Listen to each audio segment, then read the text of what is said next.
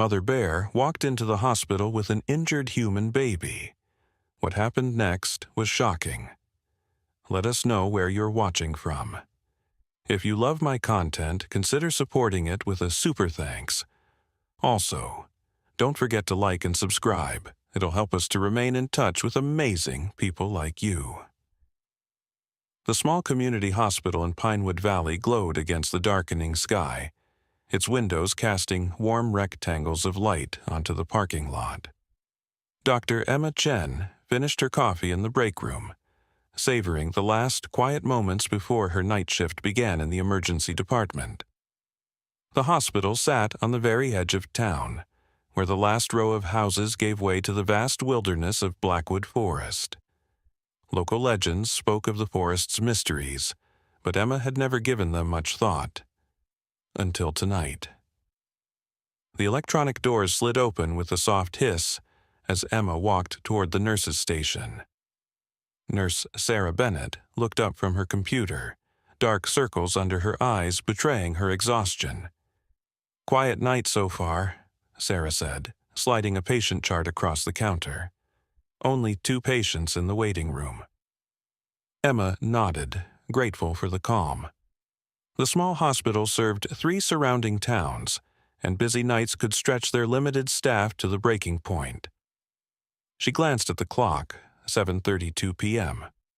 The twilight outside had deepened into true darkness, and rain began to patter against the windows. "Where's Dr. Collins?" Emma asked, scanning the department. "Called in sick. It's just you tonight with me and Marcus." Sarah gestured toward the young nurse who had started just last month.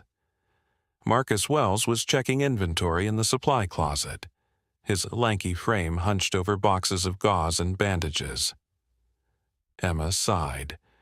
"Well, let's hope it stays A deafening crash cut her off as the emergency entrance doors burst open. Cold air rushed in, carrying with it the scent of earth and pine. Emma's eyes widened in disbelief.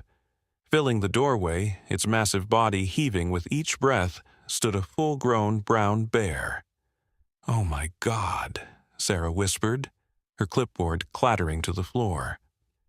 Patients in the waiting area scrambled to their feet, some fleeing deeper into the hospital while others stood frozen in terror.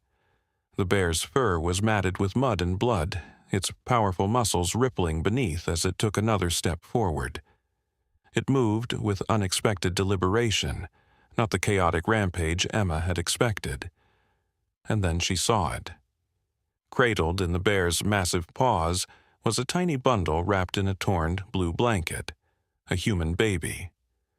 "Nobody move," Emma said, her voice remarkably steady despite the hammering of her heart. "Marcus, call security, but tell them no weapons." The baby whimpered softly, the sound cutting through the terrified silence. Emma could see scratches on the infant's face, and one tiny arm was bent at an unnatural angle. Despite its injuries, the baby wasn't crying out in pain or fear. Instead, it clung to the bear's fur with its uninjured hand, as if finding comfort in the animal's presence. The bear made a low, growling sound, not threatening but almost pleading. Its intelligent eyes locked with Emma's, and a chill ran down her spine. This wasn't random. The bear hadn't wandered into the hospital by accident. It had brought the baby here intentionally. "Sarah," Emma whispered, "get me a gurney, slowly." "Are you insane?" Sarah hissed. "That's a wild animal." "That's a patient," Emma replied, pointing to the baby. "And right now, that bear is the closest thing that child has to a parent." Outside, sirens wailed in the distance. Security would arrive soon, possibly with animal control or the local sheriff. Emma knew she had only minutes before the situation spiraled out of control. The bear seemed to know it too. It took another step forward, enormous paws making no sound on the linoleum floor. A hospital security guard appeared at the far end of the hallway, hand hovering near his holster. "Stay back!" Emma called to him. Then, to everyone's shock, She began walking toward the bear. "Doctor!" "Chen." Sarah's voice was tight with fear. "What are you doing?" Emma didn't answer. Her medical training told her the baby needed immediate care, and something deeper, something instinctive, told her the bear wouldn't harm her. The massive animal watched her approach, its breath coming in clouds of vapor in the cold air from outside. 3 feet away, Emma stopped. The bear towered over her, its head nearly touching the ceiling. The smell of wet fur and forest filled her nostrils. The bear's eyes, amber and intelligent, studied her face. "I'll help the baby," Emma said softly, not sure if she was speaking to the bear or to herself. "But you need to let me take it." As if understanding her words, the bear lowered itself to its haunches, bringing the bundle closer to Emma's reach. The baby's eyes were half closed, its breathing shallow. Emma could see now that it was a boy, perhaps 6 months old. His dark hair was caked with dirt, and a silver locket hung around his tiny neck. With trembling hands, Emma reached for the child. The bear made no move to stop her, but she felt its hot breath on her arms as she carefully lifted the baby from its grasp. The moment the child left the bear's paws, a collective gasp filled the room. "I've got a gurney," Marcus whispered, appearing beside her with the rolling bed. Emma gently placed the baby on the clean sheets, immediately checking his vital signs. "He's hypothermic but stable. Get me a warming blanket and page pediatrics." Only then did she look back at the bear. The massive animal remained sitting, watching as the medical team swarmed around the baby. Its eyes never left the child, even as security guards cautiously positioned themselves around the emergency department. "Where did he come from?" Sarah asked, applying a gentle pressure to the baby's injured arm. "I don't know," Emma replied, "but this bear dug him out of something. Look at its paws." The bear's claws were broken and bleeding, its fur caked with mud and debris as if it had been digging frantically through earth or rubble. As the pediatric team rushed the baby to a trauma room, Emma found herself unable to move away from the bear. The animal's eyes followed the gurney until it disappeared behind swinging doors. Only then did it turn its gaze back to Emma. "Thank you," she whispered, not caring how foolish it might sound to thank a wild animal. The bear huffed, a sound almost like acknowledgement. Then, with surprising grace for its size, it turned and lumbered back toward the entrance. Security guards scrambled to clear a path, and the automatic doors opened once more to the night. At the threshold, the bear paused and looked back at Emma. In that moment, she felt a connection that defied explanation. Mother to mother, rescuer to rescuer. Then the bear disappeared into the darkness, leaving only muddy paw prints on the hospital floor as evidence it had ever been there. Emma stood frozen, trying to process what had just happened. The emergency room erupted in chaotic conversation, security guards radioing for backup, staff checking on frightened patients. "Dr. Chen," Marcus called from the trauma room. "The baby's locket, there's a name inside." Emma hurried to join him, her mind racing with questions. As she pushed through the doors, Marcus held up the small silver pendant. Inside was a tiny photograph of a smiling couple and an engraving that read, "Ethan Marshall, beloved son." Emma's blood ran cold. She recognized the name immediately. "Call the sheriff," she said urgently. "The Marshalls were reported missing 3 days ago after the landslide on North Ridge." As Marcus rushed to make the call, Emma looked down at the baby, at Ethan, his tiny chest rising and falling beneath the warming blanket. Outside, the storm intensified, rain lashing against the hospital windows. Somewhere in that darkness, a mother bear was returning to the wilderness, having done what no human could explain. And somewhere in that same darkness, Emma realized Ethan's parents might still be alive. The trauma room buzzed with activity as the pediatric team worked on baby Ethan. Dr. Noah Richardson, the pediatrician on call, carefully splinted the infant's broken arm while a nurse cleaned the scratches on his face and body. "Remarkable," Dr. Richardson murmured, examining the baby more closely. Despite the broken arm and mild hypothermia, he's in surprisingly good condition for a child who's been missing for 3 days. Emma stood at the foot of the tiny bed, still processing what she had witnessed. The bear must have been caring for him all this time. A wild bear? Dr. Richardson raised his eyebrows skeptically. "That's impossible." "I saw it with my own eyes," Emma insisted. "The bear wasn't aggressive. It was protective." Sheriff James Cooper arrived 20 minutes later, his uniform soaked from the downpour. His weathered face paled when Emma described what had happened. "I've been with the department for 22 years, he said, removing his hat to run a hand through his graying hair. "Never heard anything like this." "What do we know about the Marshalls?" Emma asked. Sheriff Cooper pulled out a small notebook. "Daniel and Rebecca Marshall, both 32, moved here from Seattle about a year ago. They were hiking near North Ridge when the storm hit 3 days ago. The rain triggered a massive landslide that took out part of the trail. Search and rescue has been looking, but conditions have been too dangerous to reach certain areas." "And they had their baby with them?" Emma couldn't hide her disapproval. "According to neighbors, they were experienced hikers.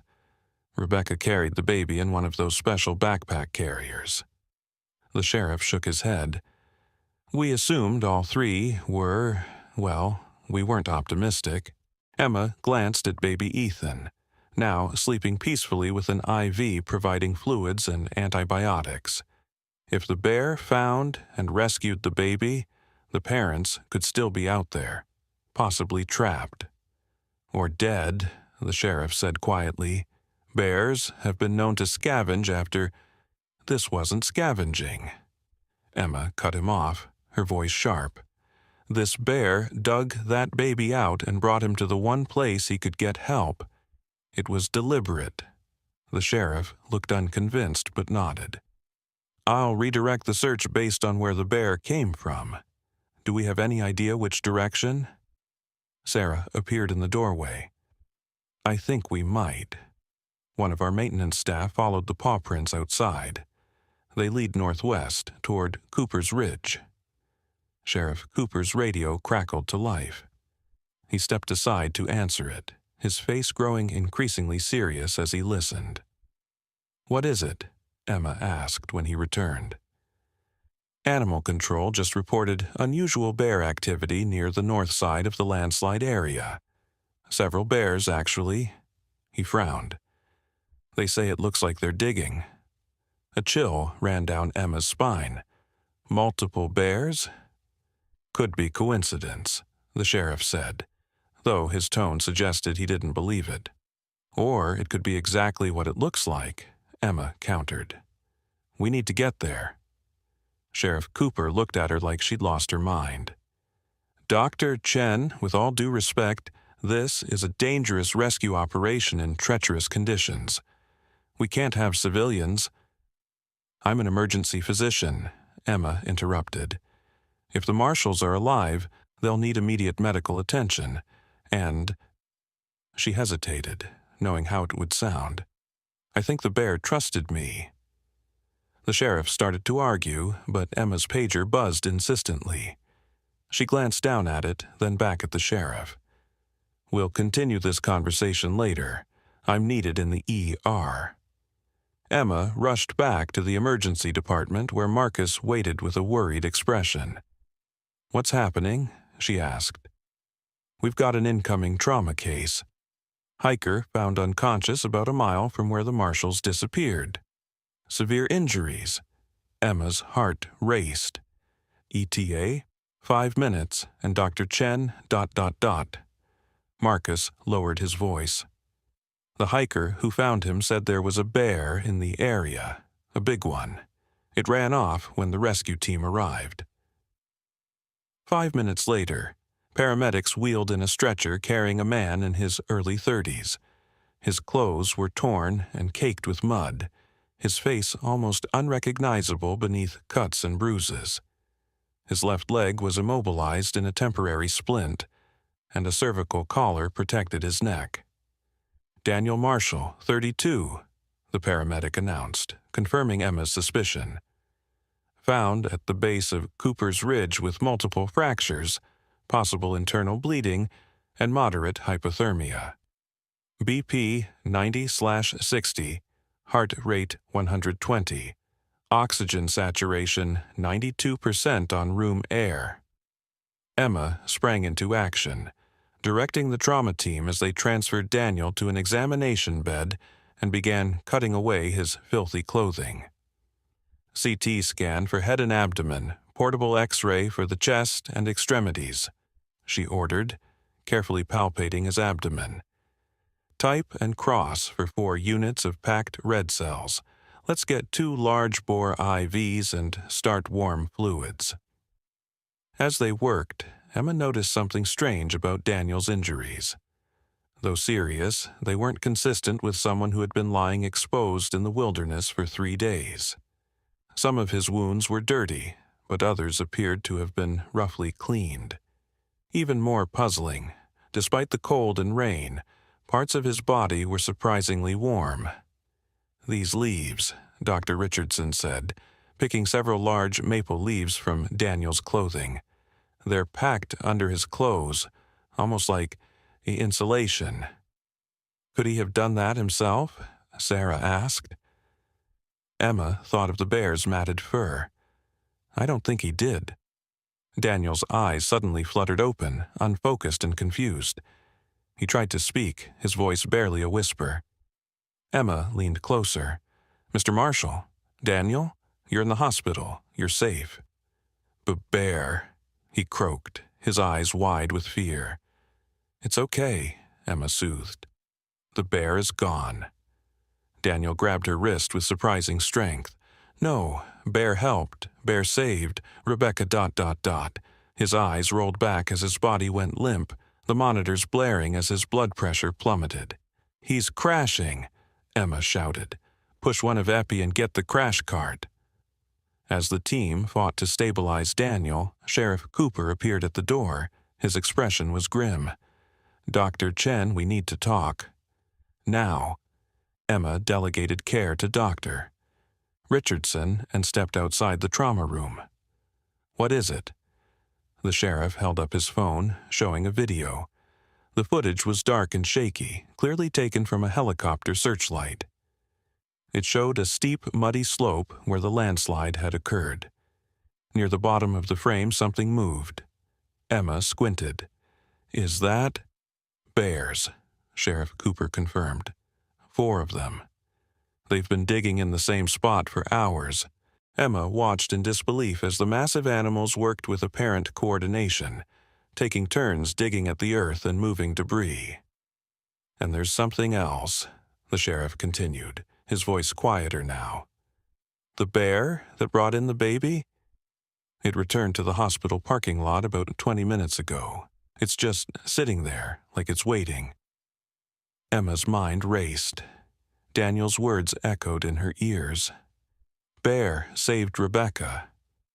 "We need to go back to the landslide," she said firmly. "Now." "You can't be serious," the sheriff protested. "It's pitch black, pouring rain, and there are multiple bears in the area." "If Rebecca Marshall is still alive, every minute counts," Emma insisted. "Daniel said the bear helped them. What if that's exactly what's happening? What if those bears are trying to dig her out?" The sheriff looked skeptical, but Emma could see he was wavering.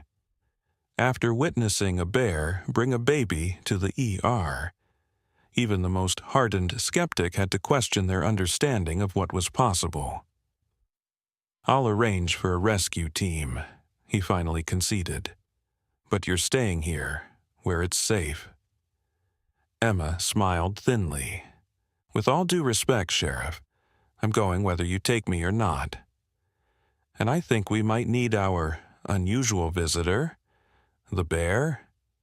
Sheriff Cooper laughed humorlessly. You want to bring the bear that's sitting in our parking lot to a rescue operation? I think that's exactly why it came back, Emma said. It's trying to tell us something. Before the sheriff could respond, Marcus burst through the doors. Dr. Chen, the baby. Something's wrong with Ethan.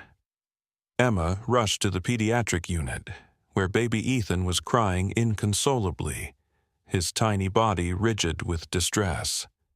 His vital signs were stable, but something was clearly wrong. He was sleeping peacefully and then just started screaming, the nurse explained. We've checked everything. Emma approached the crib, gently placing her hand on Ethan's chest. His cries softened slightly at her touch, but he remained agitated, his eyes moving frantically around the room. A strange thought occurred to her. Has he been like this since his father was brought in? The nurse nodded. Now that you mention it, yes. Almost the exact same time. Emma picked up the baby carefully, mindful of his injured arm, and walked to the window. The parking lot was visible below, illuminated by security lights that cut through the rain.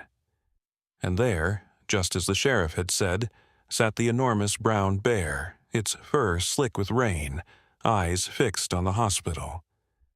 As if sensing their presence, the bear looked up. The moment it spotted Emma holding Ethan, it stood on its hind legs, reaching an imposing height. Ethan's cries immediately quieted. Dr. Chen, Sheriff Cooper said from behind her, his voice tight with tension. Step away from the window. But Emma wasn't afraid. She was beginning to understand. The bear isn't threatening us, she said quietly. It's communicating. She turned to face the sheriff, still cradling Ethan. I think the bear knows where Rebecca is. I think it's been trying to lead us to her all along. Sheriff Cooper looked from Emma to the bear and back again. Years of training told him to secure the area, to protect the hospital from the wild animal. But he had also spent his life in these mountains, respecting the wilderness and its creatures. You really believe this bear wants to help us find Rebecca Marshall? Emma nodded. I do, and I think if we don't follow it soon, it might be too late. The sheriff sighed heavily. I must be out of my mind. He pulled out his radio. Cooper to dispatch. Assemble search and rescue at the north entrance to Cooper's Ridge. Medical team standing by and... He hesitated. Tell animal control to stand down. Repeat, all units stand down. Outside, the bear dropped back to all fours and began pacing, as if sensing the change in plans. Emma handed Ethan to the nurse. Keep him comfortable. I'm going with the sheriff. Wait, the nurse called as Emma headed for the door. What about the bear? How do you plan to follow it? Emma thought for a moment, then removed her hospital lab coat. We'll need something with the baby's scent. 20 minutes later, Emma found herself in a sheriff's department SUV, climbing the muddy access road toward Cooper's Ridge. She wore a borrowed search and rescue jacket over scrubs, her hospital ID still clipped to her pocket. In her hands was the blanket that had been wrapped around Ethan when the bear brought him in. The sheriff drove slowly, high beams cutting through the darkness and rain. Behind them, 2 more vehicles carried search and rescue personnel and medical equipment. This is insane, Sheriff Cooper muttered, knuckles white on the steering wheel as they navigated the treacherous road. Following a bear into the wilderness at night during a storm. Sometimes insanity is exactly what's needed, Emma replied, her eyes scanning the road ahead. The headlights suddenly illuminated a massive shape in the middle of the road. The bear sat waiting, its eyes reflecting the light like amber flames. "Stop the car," Emma said. The sheriff brought the vehicle to a halt 30 feet from the animal. The bear stood, shook its wet fur, and turned to look back over its massive shoulder before lumbering into the trees. "It wants us to follow," Emma said. "Off-road? In this weather?" The sheriff gestured at the steep, muddy slope beside the road. A sharp knock on the window made them both jump. A tall man with a weathered face and a search and rescue uniform peered in. "Mark Winters, team lead," he introduced himself when the sheriff lowered the window. "My team can proceed on foot from here. We've got equipment for difficult terrain." "The bear is leading us somewhere off the main road," Emma explained, expecting disbelief. Winters nodded seriously. "Sheriff filled us in on the situation. Strange as it sounds, I've worked in these mountains for 15 years. Animals sometimes know things we don't." He gestured to the group of rescuers gearing up behind him. "We're ready when you are." With flashlights, ropes, and medical equipment distributed among the team, they set off into the forest, following the bear's tracks in the mud. The rain had lessened to a drizzle, but the ground was treacherous, slick with mud and hidden roots. Emma clutched Ethan's blanket, occasionally holding it out as the bear's tracks became harder to follow. Each time, the animal seemed to sense their confusion and would reappear, waiting patiently before continuing on. They had hiked nearly a mile when Winters raised his hand, signaling the group to stop. Ahead, the ground dropped away sharply where the landslide had carved out a section of the mountainside. In the valley below, flashlights revealed the other bears, still digging methodically at the base of the slide. "That's where we need to go," Emma said, pointing. Winters assessed the slope. "We'll need to rappel down. The ground's too unstable for a direct descent." As the rescue team prepared their equipment, Emma noticed their bear guide growing agitated, pacing and huffing. "It thinks we're taking too long," she realized. As if confirming her suspicion, the bear let out a low, rumbling growl and started down the slope, choosing a longer but more gradual path than the sheer drop the humans faced. "We'll meet it at the bottom," Winters decided, helping Emma into a harness. "You ever rappelled before, Doctor?" "Chen?" Emma shook her head, suddenly aware of how far out of her depth she was. "Just lean back into the harness and walk yourself down slowly," he instructed. "I'll be right beside you." The descent was terrifying. Rain made the ropes slippery, and twice Emma lost her footing, swinging wildly before regaining control.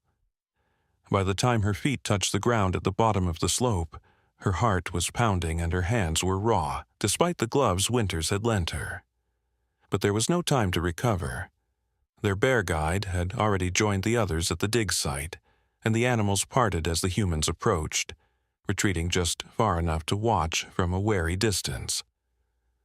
"My God," Winters breathed, shining his light on the excavation the bears had created. What had once been a solid wall of earth and rock now featured a narrow tunnel, roughly the height and width of a bear. It extended deep into the landslide debris, reinforced in places by broken tree branches positioned with surprising precision. "They've been engineering a rescue tunnel," one of the team members said in disbelief. A faint sound emerged from the darkness of the tunnel. A human sound. "Hello?" Emma called, dropping to her knees at the tunnel entrance. "Rebecca Marshall? Can you hear me?" Silence followed. Then a weak voice replied, "Help, please." The rescue team sprang into action. Winters suited up with a helmet and lights, preparing to enter the tunnel. "It's too narrow for a stretcher.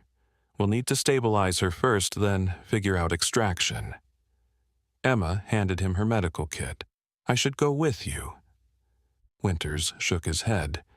Too dangerous. The whole thing could collapse. Their guide, Bear, suddenly pushed forward, standing between the humans and the tunnel entrance. It looked directly at Emma, then lowered its massive head to nudge at Ethan's blanket in her hands. "I think," Emma said slowly, "it wants me to go." "Absolutely not," Sheriff Cooper protested. But Winters was studying the bear with newfound respect. "These animals have been working for hours to create this passage," he said. "They could have abandoned her. Instead, they brought help." He turned to Emma.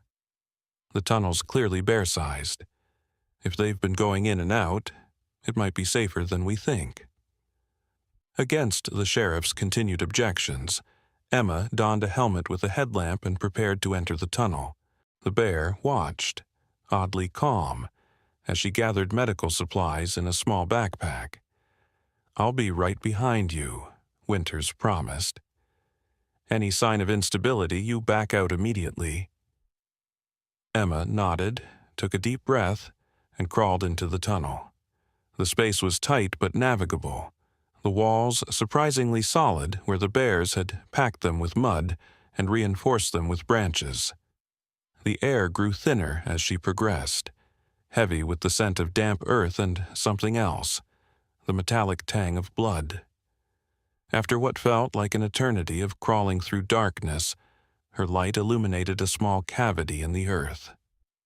There, wedged between fallen trees and rocks, lay a woman. Her face was pale beneath streaks of dirt, her clothing torn and bloody, but her chest rose and fell with shallow breaths. "Rebecca?" Emma called softly. The woman's eyes fluttered open, unfocused and glazed with pain. "The bears," she whispered. "They've been protecting me." Emma shuffled forward into the small space, immediately checking Rebecca's vital signs. Her pulse was weak but steady, her breathing labored. She had a deep laceration across her forehead, and her right leg was clearly broken, the bone visible through torn flesh. "I'm Doctor Chen," Emma explained, quickly applying pressure to stop the bleeding from Rebecca's leg. "Your husband and son are safe. We're going to get you out of here." Rebecca's eyes widened. "Ethan? He's alive?" "Yes, he's at the hospital. The bear. One of the bears brought him to us." A weak smile crossed Rebecca's cracked lips. "Mother bear," she whispered. "She lost a cub last spring. Rangers found it." Her words trailed off as her eyes closed again. "Rebecca!" "Stay with me," Emma urged, administering fluids through an IV line she'd quickly established. Rebecca's eyes opened again, clearer now. "When the landslide hit, Daniel and I were separated. I had Ethan in his carrier. The bears found us, pulled us out, but I couldn't move. My leg, ... She winced. "The mother bear took Ethan. I thought she would." Tears filled her eyes. "I couldn't stop her, but she was so gentle with him." Emma worked as Rebecca spoke, stabilizing her leg and checking for other injuries. The space was too confined for proper examination, but Rebecca seemed remarkably free of life-threatening injuries beyond the broken leg and probable concussion. "How did you survive in here?" Emma asked, trying to keep Rebecca alert and talking. "The bears," she said simply. "They brought me food, berries, a fish once, and they—" She gestured weakly to the sides of the cavity, where Emma now noticed a thick layer of dry leaves and grass formed a kind of nest. "They kept me warm, took turns lying near the entrance." Winter's voice called from the tunnel. "Dr. Chen, status?" "Patient is stable but needs immediate extraction," Emma replied. "Compound fracture of the right femur, possible concussion, mild hypothermia, but conscious and oriented." "We're setting up a pulley system," he called back. "Can you get her to the tunnel entrance?" Emma looked at Rebecca doubtfully. Moving her would be painful and potentially dangerous. "I heard that," Rebecca said, surprising Emma with her lucidity. I can move. I've been trying to crawl out for days, but I was too weak. With Emma's support, Rebecca began the agonizing process of dragging herself toward the tunnel entrance. Every movement brought fresh blood seeping from her leg wound, but her determination never wavered. "My husband?" she asked through gritted teeth. "How badly is he hurt?" Emma hesitated. "He's receiving treatment. He was the one who told us the bears helped you." Rebecca nodded, then froze. "Listen." A low rumbling sound vibrated through the earth around them. Dust and small pebbles rained down from the ceiling of their small sanctuary. "The tunnel's collapsing," Emma realized with horror. "We need to move now." She helped Rebecca into the narrow passage, the injured woman crying out in pain as her broken leg dragged behind her. The rumbling intensified, and larger chunks of earth began falling around them. "Winters!" Emma shouted. "The tunnel's giving way." No answer came. The headlamp illuminated swirling dust, making it impossible to see more than a few feet ahead. Emma's lungs burned, each breath bringing in more dirt than air. "Keep going," she urged Rebecca, helping her forward inch by painful inch. Behind them, a loud crash signaled the collapse of the cavity they had just left. The tunnel was failing quickly, the bears' engineering finally giving way after days of strain. Just when Emma thought they would be buried alive, a different sound reached them, digging, frantic and powerful. A beam of light cut through the dust, and suddenly the powerful form of their bear guide appeared, clawing at the earth between them and freedom. "It's creating an escape route," Emma realized, her voice filled with wonder even in their dire situation. The bear tore at the earth with incredible strength, widening the tunnel where it had begun to collapse. Emma pushed Rebecca forward, following closely behind. The bear retreated as they advanced, continuing to clear their path. After what seemed like an eternity, fresh air rushed into Emma's lungs as they emerged from the tunnel.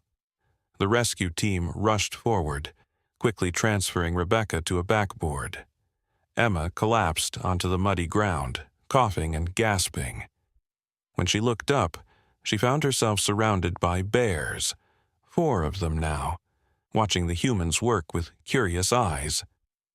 "They're not leaving," Sheriff Cooper observed, his hand still hovering near his weapon despite his earlier agreement. "They want to make sure she's okay," Emma said, surprising herself with the certainty she felt. As the rescue team prepared Rebecca for the difficult journey back up the slope, Emma approached the bear that had guided them, the mother bear, she now understood. The massive animal watched her without aggression, its intelligent eyes reflecting the rescue team's lights. "Thank you," Emma said softly.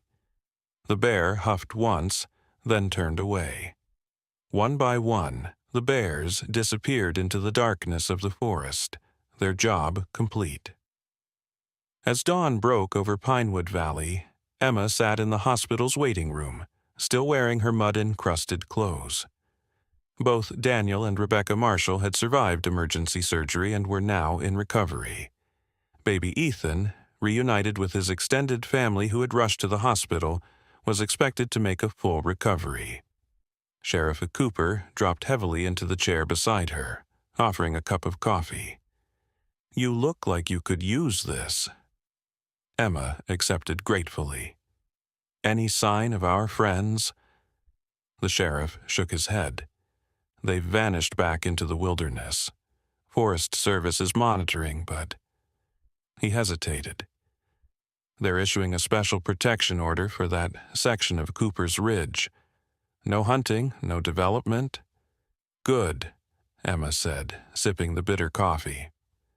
"I've been in these mountains my whole life," the sheriff said after a long pause. "Never seen anything like what those bears did. It defies everything we know about wild animals." Emma thought about the mother bear who had lost her cub, about the intelligent eyes that had locked with hers in the emergency room. Maybe we don't know as much as we think we do. Dr. Richardson approached, looking as exhausted as Emma felt. The marshals are awake. They're asking for you. Emma found Rebecca and Daniel in adjacent beds in the ICU, their hands stretched across the gap between them, fingers intertwined. Although pale and clearly in pain, both managed smiles when she entered.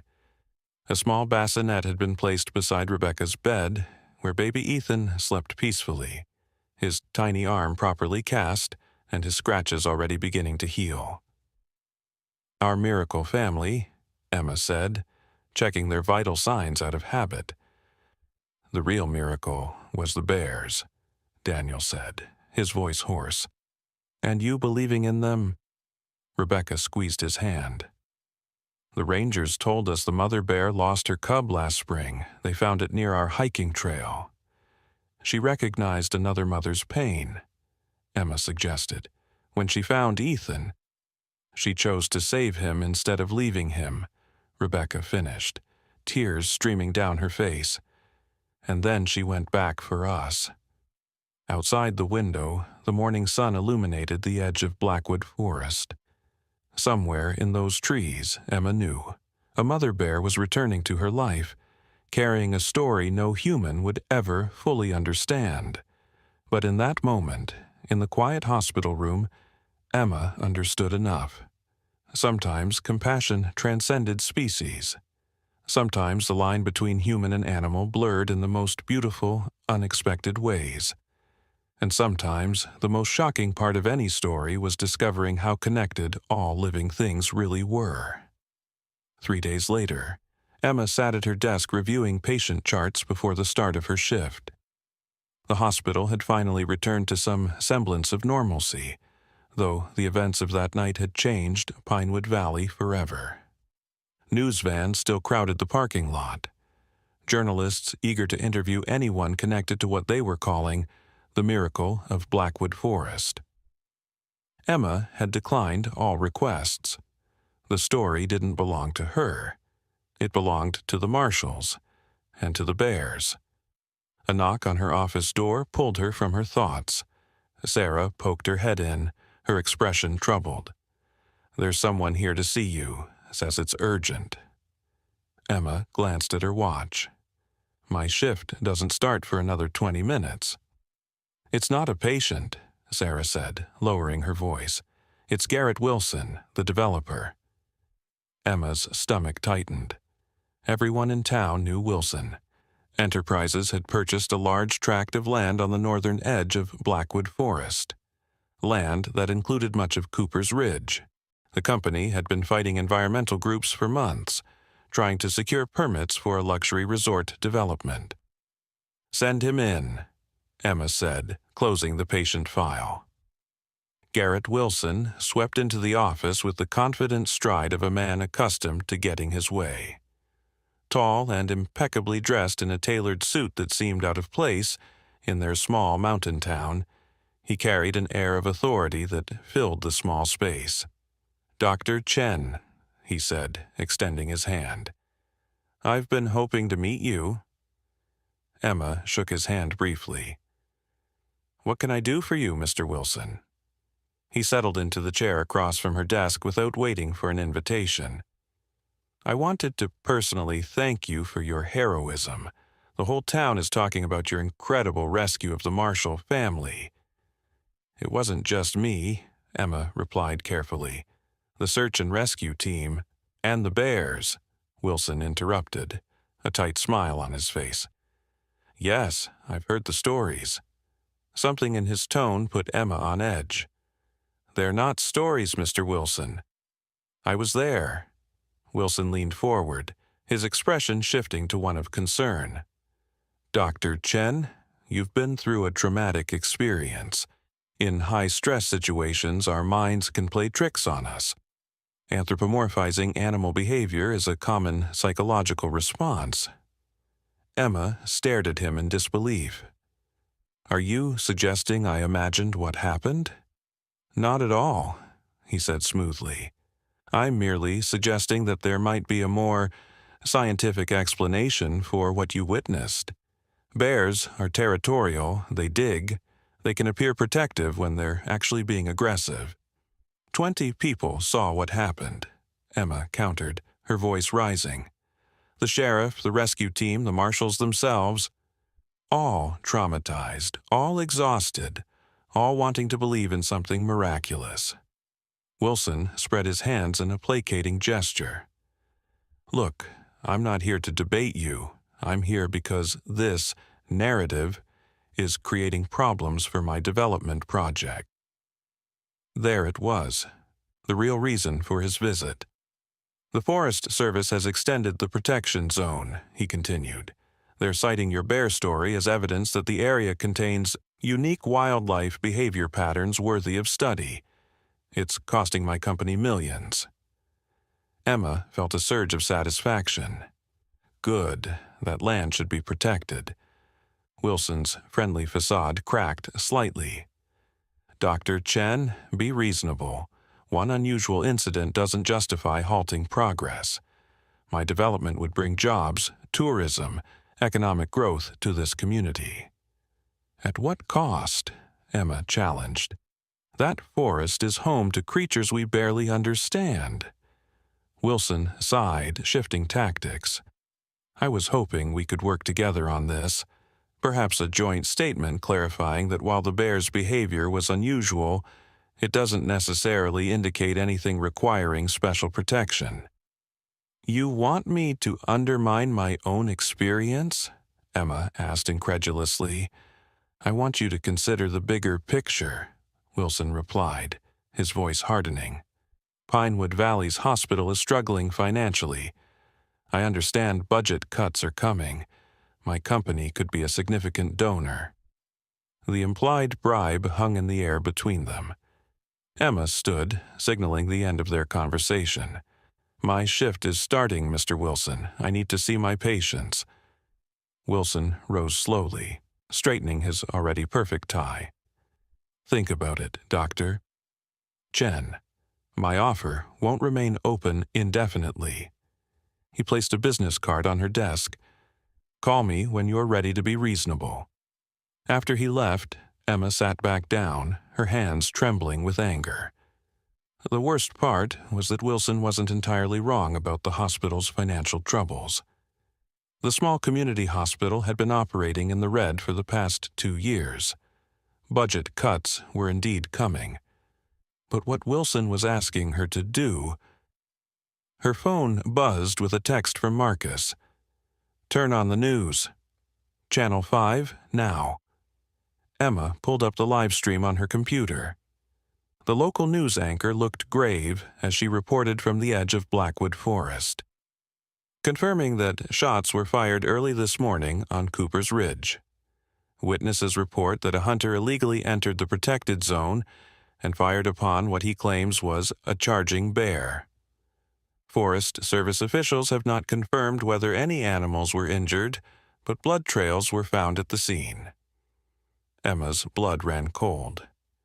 Despite the protection order, someone had gone after the bears. She grabbed her phone and dialed Sheriff Cooper. I was just about to call you, he said when he answered. It's bad, Emma. How bad?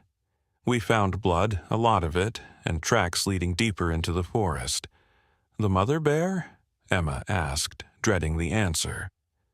Can't confirm, but it was a large female. The hunter claims self-defense, says the bear charged him. That's bull... Emma stopped herself. Those bears weren't aggressive. They helped us. I know, the sheriff said quietly, but the hunter's story fits the conventional understanding of bear behavior. Wilson's people are already spinning this as proof that the protection order was an overreaction. Emma gripped the phone tightly. We need to find her. Emma, if the bear is wounded, it's even more dangerous. We can't have civilians. I'm not a civilian, she interrupted. I'm a doctor, and I'm going whether you help me or not. A long pause followed. "Meet me at the ranger station in 30 minutes, he finally said. "And Emma? Don't tell anyone where you're going." Emma quickly arranged coverage for her shift, citing a family emergency. As she grabbed her coat, she hesitated, then picked up Wilson's business card and tucked it into her pocket. She might need it later. The ranger station was buzzing with activity when Emma arrived. Forest Service personnel, local police, and wildlife officials coordinated their efforts around a large map spread across a conference table. Sheriff Cooper nodded at her from across the room, gesturing for her to join a smaller group huddled in the corner. Dr. Chen, a tall woman in a Forest Service uniform, greeted her. "I'm Chief Ranger Julia Diaz. Sheriff Cooper tells me you have unique insight into these bears." Emma explained what she had witnessed during the rescue, trying to convey the intelligence and deliberate nature of the bear's behavior. To her surprise, Ranger Diaz nodded thoughtfully rather than dismissively. "We've been tracking this particular group for years," she explained. "They've always shown unusual social patterns, more cooperative than typical brown bears, almost wolf-like in their group dynamics." "The mother bear," Emma asked, "is she the one that was shot?" Ranger Diaz's expression darkened. "Based on the track size and weight distribution, we believe so. The blood trail leads deep into the old-growth section of the forest. It's extremely rugged terrain. If she's wounded, she needs help," Emma insisted. "I understand your concern, Doctor Chen," Ranger Diaz said carefully, "but approaching an injured bear would be suicidal. We're sending tracking teams to locate her, but if she's severely wounded, our options may be limited to humane euthanasia." "No," Emma said firmly. "That bear saved 3 human lives. We owe her the same chance." Sheriff Cooper cleared his throat. "There might be another option. Dr. Nate Blackwood, the wildlife veterinarian who works with us on bear relocations, he might be able to treat her if we can find her." "I've already called him," Ranger Diaz replied. "He's assembling his gear. But finding a wounded bear in nearly 500,000 acres of wilderness." She shook her head. "It would take a miracle." Emma thought back to the hospital, to the way the bear had looked directly at her, communicating its needs. An idea began to form. "What if we had help finding her?" she asked. "What kind of help?" Sheriff Cooper asked. "The marshals," Emma replied. "The bears formed a connection with them, especially with Ethan." Ranger Diaz looked skeptical. "You want to bring an injured baby into the forest to search for a wounded bear?" "Not into the forest," Emma clarified. "But if we had something with Ethan's scent, something the other bears might recognize, it could help us locate the injured mother." It was a long shot, but no one had a better idea. While the Rangers assembled their tracking teams, Emma drove to the hospital where the marshals were recovering.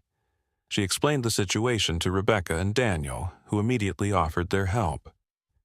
"The blanket Ethan was wrapped in when the bear brought him to the hospital," Rebecca suggested. "The nurses saved it for us as a keepsake." "That's perfect," Emma said. "And," she hesitated, "we need something else. Something that might help Dr. Blackwood treat the bear if we find her."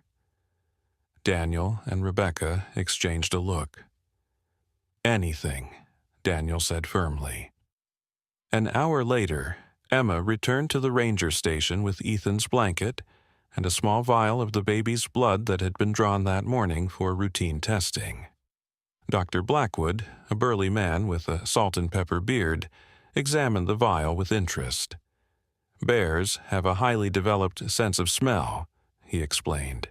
"If these bears have formed a connection with this child, his scent might indeed help us locate them. As for the blood sample," he carefully packed it with his medical supplies. "It's unorthodox, but I've seen stranger things work in wildlife medicine." By noon, a search party had assembled. Emma insisted on joining them despite numerous objections. Dr. Blackwood had reluctantly agreed she might be useful if they found the wounded bear, given her role in the rescue. The team consisted of Ranger Diaz, Doctor, Blackwood, 2 experienced trackers, and Emma. Sheriff Cooper had wanted to come but was needed to deal with the hunter, who was now in custody for violating the protection order. "Be careful," he warned Emma as they departed. "These aren't the same bears you met before. A wounded bear is unpredictable." The ascent to Cooper's Ridge was grueling. Though the rain had stopped, the ground remained treacherous, mud clinging to their boots and making each step a struggle. Emma's muscles screamed in protest, still recovering from her previous ordeal, but the thought of the wounded bear kept her moving forward. They reached the shooting location by mid-afternoon. Yellow police tape marked the area where the hunter had fired his weapon. Dark blood stained the forest floor, more than Emma had expected. "The bullet likely struck a major vessel," Dr. Blackwood said grimly, examining the blood pattern. "She's lost a lot of blood." One of the trackers pointed to the heavy brush beyond the clearing. "Tracks lead that way. She's moving deeper into the old growth section." Ranger Diaz consulted her map. "That area is virtually impenetrable. No trails, no access roads. If she's headed there..." "She's seeking safety," Dr. Blackwood finished. "Bears often retreat to the densest parts of their territory when injured." Emma opened her backpack and removed Ethan's blanket, still carrying the baby's scent. "What if we try this?" Dr. Blackwood took the blanket, holding it carefully by the edges to preserve the scent. He moved to the edge of the clearing, where the bear's tracks disappeared into the underbrush, and gently laid the blanket on the ground. "Now we wait," he said, motioning everyone to step back. They retreated to a safe distance and settled in to observe. Minutes stretched into an hour, the forest silent except for the occasional call of a bird or rustle of small animals in the undergrowth. Emma was beginning to think her idea had failed when a low huffing sound came from their right. Everyone froze. Slowly, deliberately, a bear emerged from the dense vegetation. Not the mother bear, but a younger male they had seen during the rescue. The bear approached the blanket cautiously, sniffing it thoroughly. It then raised its head, seeming to scan the group of humans. Its gaze settled on Emma, recognition flickering in its eyes. "It remembers you," Dr. Blackwood whispered, his voice filled with wonder. The bear huffed again, turned, and disappeared back into the forest. The blanket remained untouched. "Was that a good sign or a bad one?" Emma asked, her heart racing. "I'm not sure," Ranger Diaz replied, "but I think we should follow it." Following a bear through dense forest without a trail was slow, dangerous work. The bear seemed to be deliberately keeping just within sight, stopping occasionally to look back, as if ensuring they were still coming. The terrain grew increasingly difficult, the old growth section living up to its reputation for impenetrability. As dusk approached, Ranger Diaz checked her watch with growing concern. "We need to turn back soon. Navigating this terrain in darkness would be too dangerous." "Just a little further," Emma pleaded. "I think we're close." The bear had stopped at the edge of a small ravine, looking down into its depths. Then, with a final glance at the humans, it descended out of sight. The group cautiously approached the edge. Below, a small creek cut through the forest floor, creating a natural hollow sheltered by the massive roots of an ancient redwood. And there, nestled among the roots, lay the mother bear. She was alive, but barely moving, her breathing shallow and labored. Dark blood matted the fur on her right shoulder, and her eyes were dull with pain. Surrounding her, keeping watch, were the other bears they had seen during the rescue. A total of 5 bears now, all gathered around their wounded matriarch. Dr. Blackwood assessed the situation quickly. The bullet appears to have hit her shoulder. She's lost a significant amount of blood, but if we can treat her quickly. How do we get down there? Emma asked. And more importantly, how do we approach her without getting killed? The younger bear that had led them suddenly scrambled up the ravine wall, stopping just 10 feet from their position. It huffed and pawed at the ground, then looked at Emma expectantly. I think, Dr. Blackwood said slowly, they want our help. Ranger Diaz looked from the bears to Dr. Blackwood in disbelief. You can't be serious. Those are wild animals. Wild animals that saved 3 human lives, Emma reminded her. And now they're asking us to return the favor. Dr. Blackwood made a decision. I need to get down there. If there's any chance of saving her, it has to be now. I'm coming with you, Emma said firmly. Absolutely not, Ranger Diaz protested. Dr. Blackwood is trained for this. You're not. She knows me, Emma insisted. From the hospital, if anyone has a chance of getting close without triggering aggression, it's me. After several minutes of tense discussion, a compromise was reached. Dr. Blackwood would descend first with his medical equipment. Emma would follow, carrying Ethan's blanket as a peace offering. The rest of the team would remain above, ready to intervene if necessary. The descent into the ravine was treacherous, loose soil giving way beneath their feet as they carefully picked their way down. When they reached the bottom, the circle of bears parted slightly, creating a narrow path to the wounded mother. Move slowly, Doctor, Blackwood whispered. Keep your eyes down. Direct eye contact can be seen as a challenge. Emma clutched Ethan's blanket in front of her like a shield. Her heart pounded so loudly she was sure the bears could hear it. The younger bear that had led them watched from nearby, its behavior so unlike anything she had been taught about wild bears that it seemed almost surreal. As they approached the wounded mother, she raised her head weakly, nostrils flaring as she caught Ethan's scent on the blanket. A soft whimper escaped her, the sound so vulnerable, so unlike the powerful animal Emma had first encountered that tears sprang to her eyes. She recognizes it, Emma whispered. Dr. Blackwood nodded, slowly opening his medical kit. We need to sedate her to treat the wound. Keep her calm while I prepare the injection. Emma knelt beside the massive animal, placing the blanket where she could smell it. The mother bear's eyes, though clouded with pain, fixed on Emma's face. We're here to help, Emma said softly, knowing the bear couldn't understand her words, but hoping her tone conveyed her intent. Your family needs you, just like Ethan needed you. The bear's breathing seemed to steady as Emma spoke. When Dr. Blackwood approached with the sedative, she made no move to resist.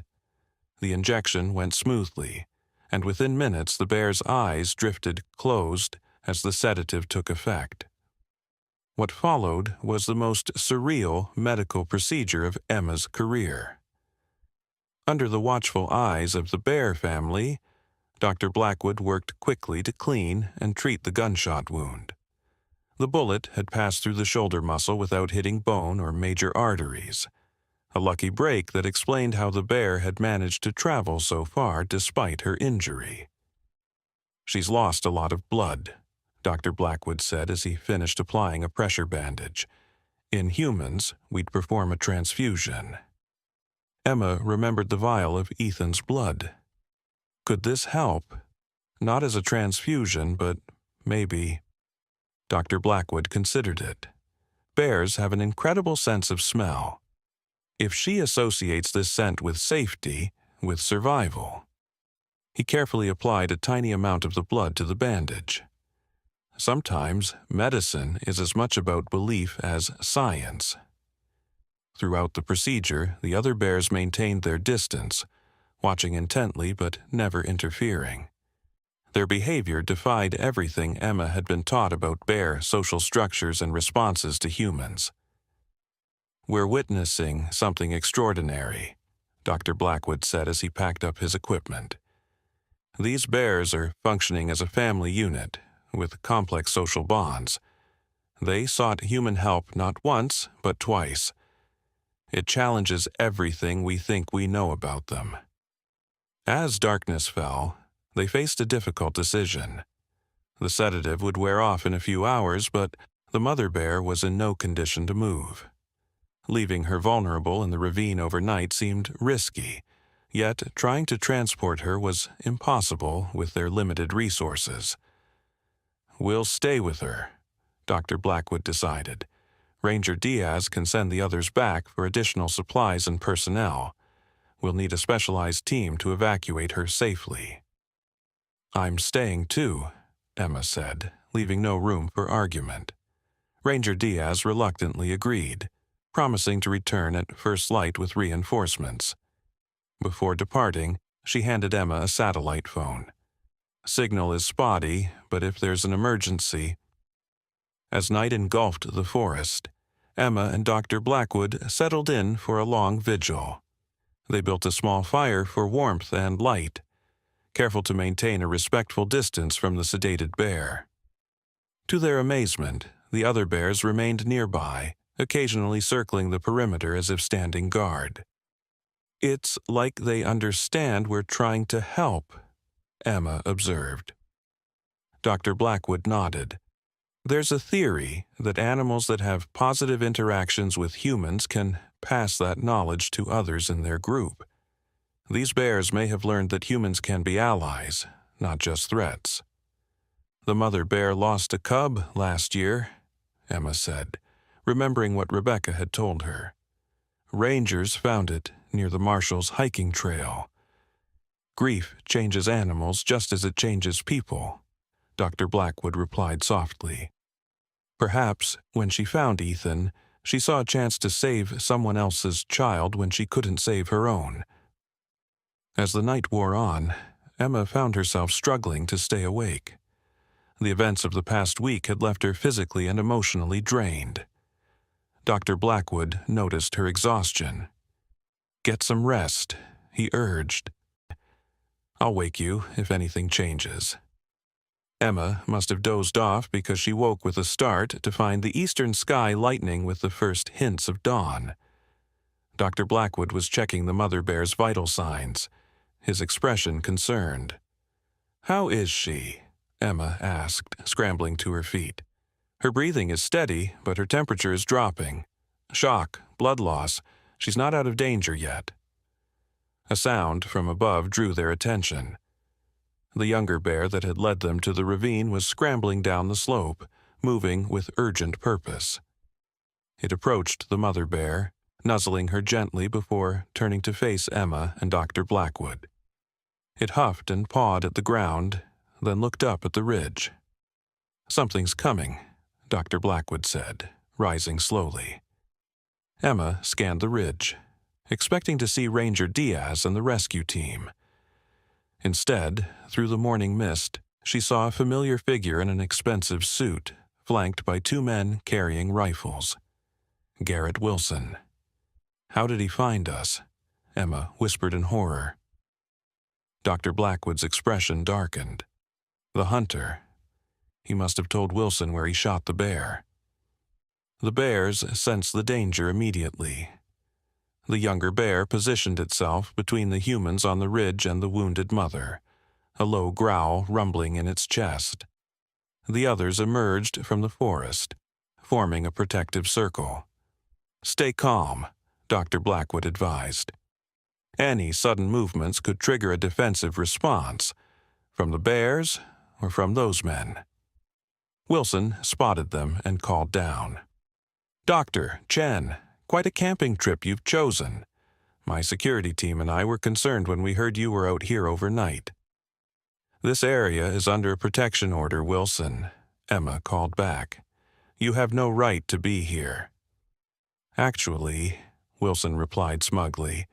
"I received special permission to survey my property this morning.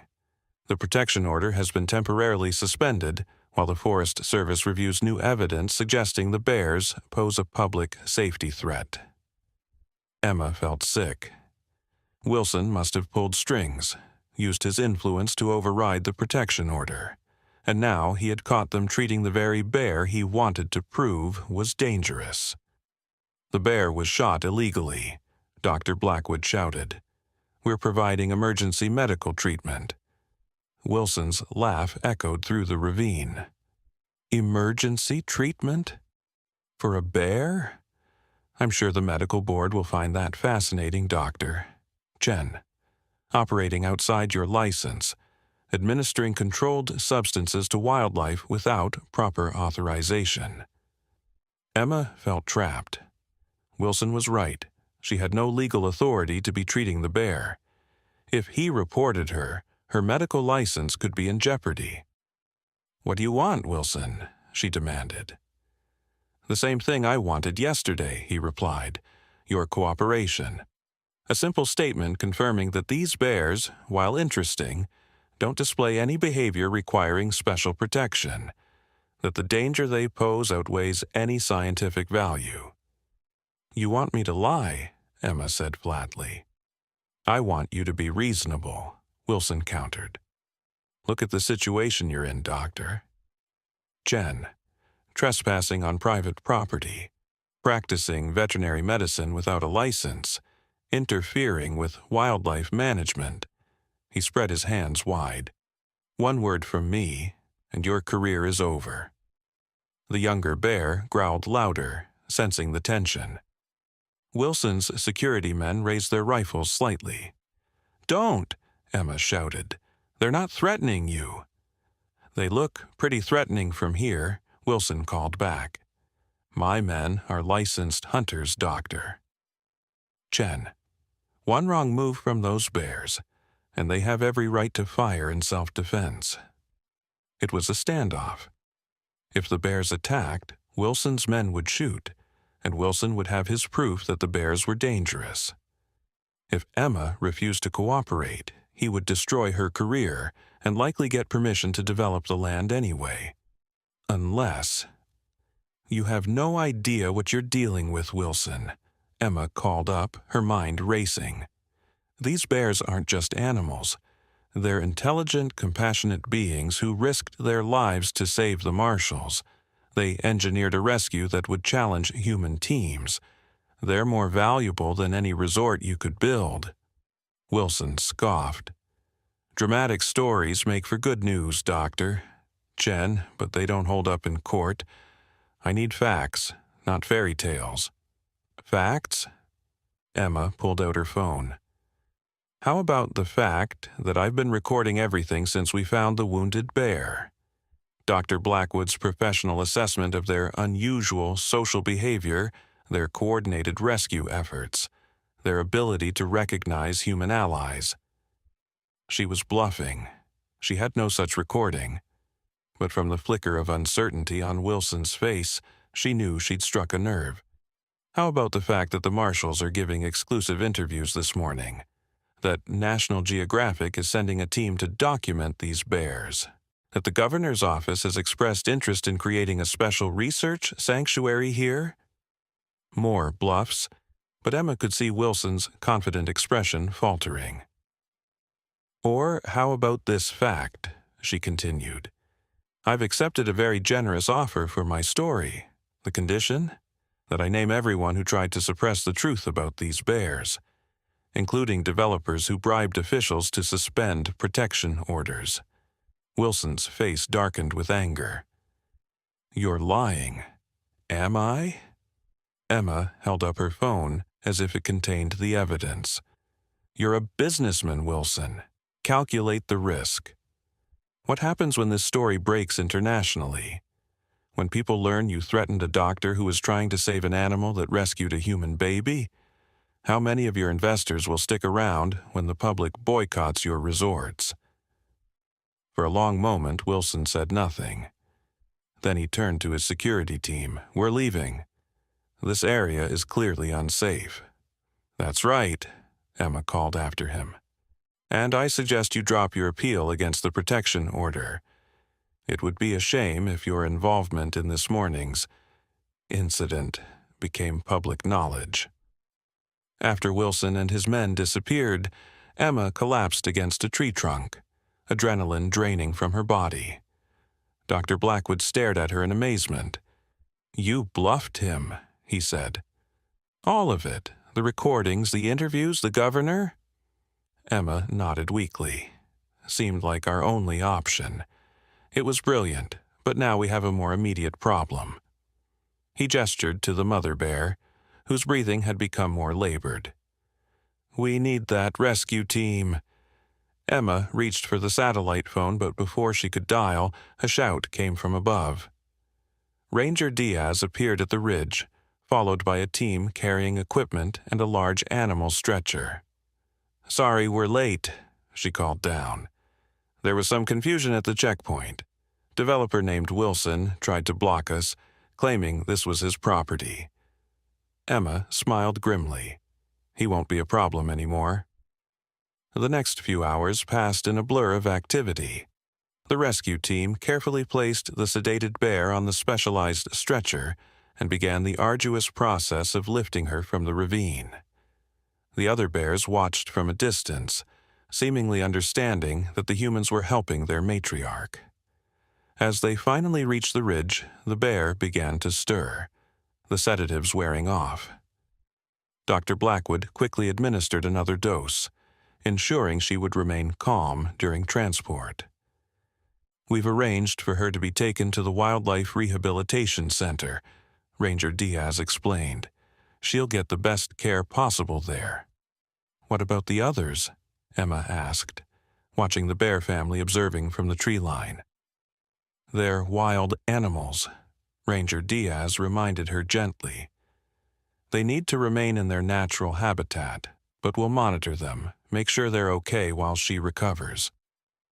As the rescue team prepared to depart, Emma approached the younger bear that had guided them to the ravine. It watched her with those intelligent eyes, maintaining a respectful distance. "We'll take care of her," Emma promised softly, "and we'll protect your home." The bear huffed once, then turned and disappeared into the forest, followed by the others. For animals that had supposedly never developed complex social bonds, their coordinated behavior was remarkable, almost as if they were communicating, planning. Maybe, Emma thought, they are. Back at the hospital that evening, Emma visited the Marshalls to share the news. Both Rebecca and Daniel were recovering well, and baby Ethan's injuries were healing nicely. They listened wide-eyed as Emma described the bear rescue operation. "They're amazing creatures," Rebecca said when Emma finished her story. "I wish I could thank them properly." "I think you already have," Emma replied. "By surviving. By allowing Ethan to be their connection to us." Daniel reached for his wife's hand. "We've been talking, Emma. When we're discharged, we want to help protect those bears, the forest, all of it." "How?" Emma asked. "The story of what happened to us is valuable," Rebecca explained. "We've already had offers from major networks, book publishers. We could use that platform to raise awareness, to protect Blackwood Forest and its bears." "Wilson won't give up easily," Emma warned them. "He has money, influence." "So do we now," Daniel said firmly. "And we have something he doesn't: the truth." As Emma left the hospital that night, she paused in the parking lot, looking toward the distant outline of Blackwood Forest against the night sky. The mother bear would recover, the experts had assured her. In time, she would return to her family, to the forest that was her home. And Emma? She had her own family now, not just her colleagues at the hospital, but the Marshalls, Sheriff Cooper, Dr. Blackwood, Ranger Diaz. A family forged through shared experience, through witnessing something miraculous together. Her phone buzzed with a text from an unknown number. My offer still stands. Last chance. Giudibuguyu. Wilson's final attempt at intimidation. Emma deleted the message without replying. Some things were worth more than money, more than career advancement. Some things, like the truth, like preserving the connection between all living things, were worth fighting for.